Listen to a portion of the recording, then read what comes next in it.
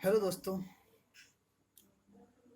Friends, आज हम भारतीय संविधान के बारे में स्टार्टिंग से पढ़ेंगे और कुछ ऐसे फैक्ट जानेंगे जो संविधान में से रिलेटेड हैं, वो जानने चाहिए और वो एग्ज़ाम में पूछे जाते हैं।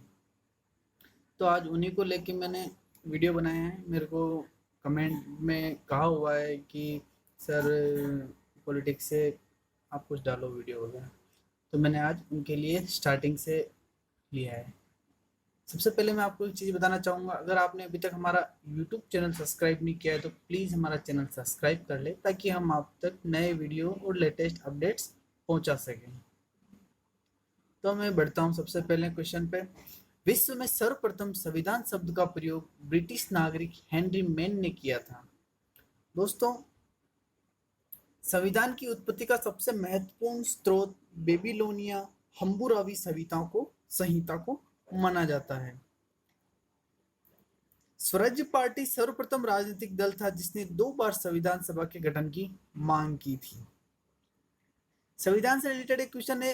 1946 में कैबिनेट मिशन भारत आया और उसके 3 सदस्य थे, George Pethick Lawrence, sir Stafford Cripps और A B Alexander.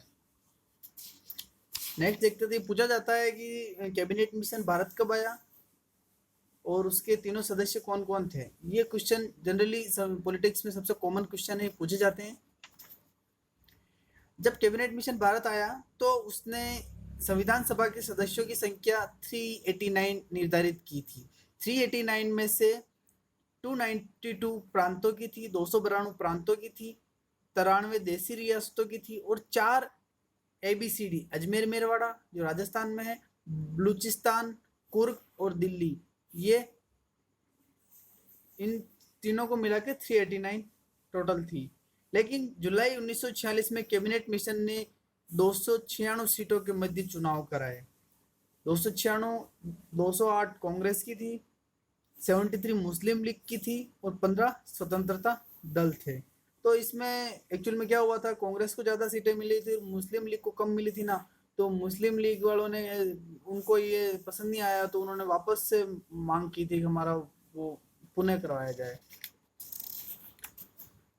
Sardar Vallabh भाई पटेल को बिस्मार्क एवं लौह पुरुष भी कहते हैं। पूछा जाता है बिस्मार्क और लौह पुरुष किससे कहा जाता है, तो सरदार वल्लभ भाई पटेल को।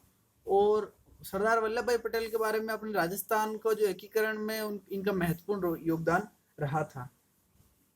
इंपॉर्टेंट क्वेश्चन ये है राजस्थान से कि बीकानेर संविधान सभा में शामिल होने वाली राजस्थान की प्रथम रियासत थी। सीधा सा क्वेश्चन पूछा जाता है, संविधान सभा में शामिल होने वाले राज्य की प्रथम रियासत कौन सी थी।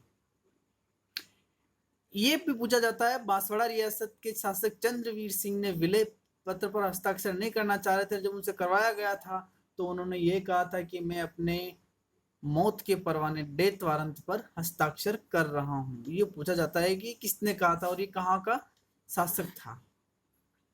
स्वतंत्रता से पूर्व भारत में 562 रियासतें थी, किंतु स्वतंत्रता के समय इन रियासतों की संख्या 565 थी। दोस्तों, कुछ रियासतें थी वो नहीं मिली थी, उन्हें जबरदस्ती मिलाया गया या फिर वो जनमत संग्रह करवाया गया था। उसमें हैदराबाद रियासत ऐसी थी, उसको ऑपरेशन पोलो के तहत या पुलिस कार्रवाई के आधार पर संविधान में मिलाया गया था। संविधान सभा में 1 लाख की आबादी पर केवल एक सदस्य भेजा जाता था। वैसे राजस्थान से कुल 12 भेजे गए थे, 12 सदस्य संविधान सभा में भेजे गए थे। दोस्तों, सच्चिदानंद सिन्हा का निर्वाचन क्षेत्र बिहार था और 11 दिसंबर 1946 को संविधान सभा की दूसरी बैठक बुलाई गई और इस बैठक में डॉक्टर राजेंद्र प्रसाद को स्थायी अध्यक्ष बनाया गया और BN राव को संवैधानिक सलाहकार बनाया गया था। तो दोस्तों, जो प्रथम संविधान सभा की बैठक हुई थी ना, उसमें अस्थायी सदस्य थे, बनरगल नरसिंह राव को बनाया गया था, लेकिन जब दूसरी हुई तब डॉक्टर राजेंद्र प्रसाद को स्थायी सदस्य बनाया गया था। संविधान, यहाँ से क्वेश्चन इंपॉर्टेंट आता है, संविधान 2 वर्ष 18 दिन में बनाया गया था और इसको अगर टोटल दिन काउंट करें तो 1084 दिन में बनकर ये तैयार हुआ था। और जबकि भारतीय संविधान पर जो टोटल खर्चा था वो 63,96,729 रुपये, लगभग 64 लाख रुपए खर्च हुए थे। और दोस्तों, हम जानते ही हैं संविधान जो बना उसमें डॉक्टर भीमराव अंबेडकर का बड़ा महत्वपूर्ण योगदान रहा हुआ है। भीमराव अंबेडकर के बारे में मैं आपको बता देता हूँ। ये महाराष्ट्र से थे और ये महार जाति से बिलोंग करते थे और इनके पिताजी इस सेना में सूबेदार थे। और इनको शिक्षा के टाइम पे बड़ी इनको वो अपमानजनक चीज़ें झेलनी पड़ी थी, लेकिन उन्होंने धीरज मतलब हिम्मत नहीं खोई और आगे बढ़े। इनके बारे में एक चीज़ और बता देता हूँ मैं। 29 अगस्त 1947 को प्रारूप समिति का गठन किया था और इसके अध्यक्ष भीमराव अंबेडकर थे और भीमराव अंबेडकर का निर्वाचन क्षेत्र पश्चिम बंगाल था।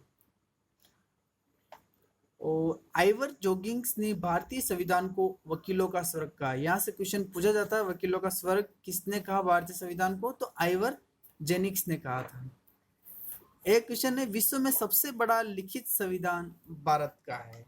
दोस्तों, सबसे बड़ा है और इस संविधान को एक्चुअल में क्या दूसरे दूसरे देशों से लिया गया था, तो इसे उधार का ठेला भी कहा जाता है भारतीय संविधान को, क्योंकि इसमें बहुत से देशों की चीजें उधार ली हुई है, एक तरह से कह सकते हैं।